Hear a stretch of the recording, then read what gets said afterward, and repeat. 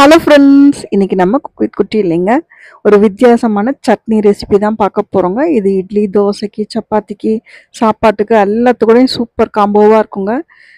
இது கண்டிப்பாக சேவில் போட்டுட்டு செஞ்சு பாருங்கள்.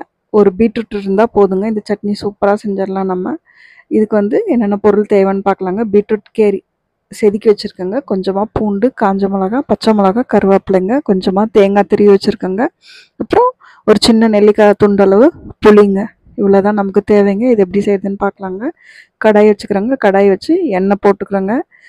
எண்ணெய் சூடான உடனே நம்ம ஃபஸ்ட்டு பூண்டை சேர்த்துக்கிறோங்க. பூண்டு நல்லா ப்ரௌன் ஆகணுங்க. அதுக்காக தான் முதல்ல பூண்டை சேர்த்து நல்லா ப்ரௌன் ஆகி வேக வைக்கணுங்க. அந்த எண்ணெயிலே நல்லா மொறு மொறுன்னு வறுப்பட்டுருணுங்க.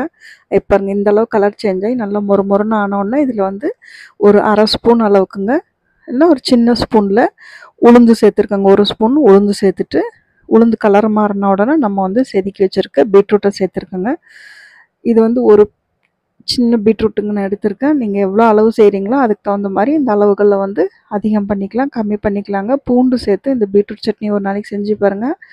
அப்புறம் அடிக்கடி உங்கள் வீட்டில் இந்த சட்னி தான் செய்வீங்க.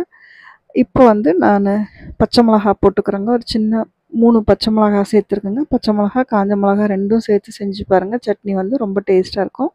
இப்போது பாருங்கள், நல்ல பீட்ரூட் வெந்துங்க சுருண்டு வந்துருச்சு இந்த எண்ணெயிலேயே. இப்போ நம்ம காஞ்ச மிளகா சேர்த்துக்கிறோங்க. உங்கள் காரத்துக்கு தகுந்த மாதிரி நீங்கள் பச்சை மிளகாவும் காஞ்ச மிளகாவும் சேர்த்துக்கோங்க.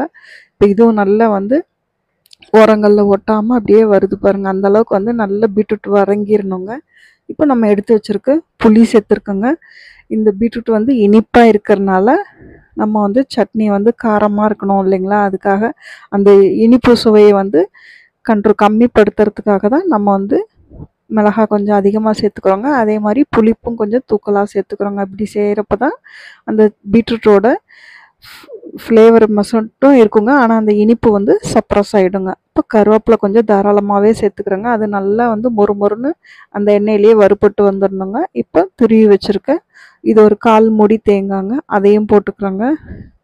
இதுவும் நல்லா மொறு மொறுன்னு நல்லா வறுபட்டுருணுங்க அந்த எண்ணெயிலேயே. பாருங்கள், இந்த அளவுக்கு நல்லா எல்லாமே வதங்கினதுக்கப்புறமா நம்ம இதை ஆறுனதுக்கப்புறம் மிக்சி ஜாரில் போட்டு கொரன்னு அரைச்சிக்கிறோங்க. ரொம்ப வலுவலுன்னு அரைச்சிடக்கூடாதுங்க, ரொம்ப கொரன்னு இருக்கக்கூடாதுங்க. ஓரளவுக்கு நல்லா சட்னி இது மாதிரி இந்த கன்சிஸ்டன்சியில் அரைச்சி எடுத்துக்கோங்க.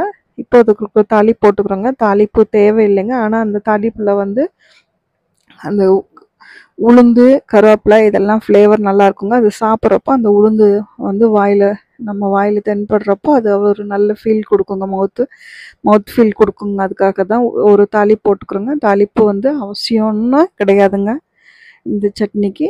இப்போ நம்ம மேலே தாளிப்பு போட்டுக்கிறோங்க. இப்போ நம்மளோட சுவையான சூப்பரான பீட்ரூட் சட்னி ரெடி ஆயிடுச்சுங்க. இதுக்கு நம்ம பசங்களுக்காக, இப்போ பசங்க ஸ்கூல்லாம் திறந்து போகிறாங்க இல்லைங்களா, இப்போ நம்ம லஞ்ச் பாக்ஸுக்கு இது மாதிரி ஒரு இட்லி செஞ்சு கொடுங்க. அவங்க கண்டிப்பாக மீதி வைக்காமல் எடுத்துகிட்டு வருவாங்க. பாருங்கள், இது மாதிரி ஒரு ஸ்கொயர் பாத்திரமா இல்லை ரவுண்டு பாத்திரமா உங்கள் வீட்டில் எது இருக்கோ எடுத்துக்கோங்க. அதுக்குள்ளே உள்ளே கரெக்டாக ஃபிட் ஆகிற மாதிரி ஒரு சின்ன பாத்திரம் எடுத்துக்கோங்க.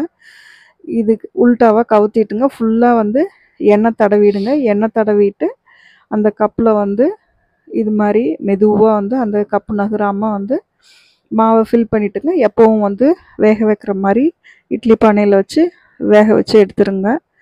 இது நீங்கள் ஸ்கொயராக எடுக்கணும்னு இல்லைங்க, ரவுண்டு கிண்ணம் இருந்து அந்த சின்ன கிண்ணம் இன்னொரு கிண்ணம் அது எந்த ஷேப்பில் வேணால் இருக்கலாங்க. அது மாதிரி உங்கள் வீட்டில் இருக்கிறத பொறுத்து நீங்கள் இந்த இதை எப்படி வேணால் மாற்றி எடுத்துக்கலாங்க. பாருங்கள், இட்லி நல்லா வெந்துருச்சுங்க.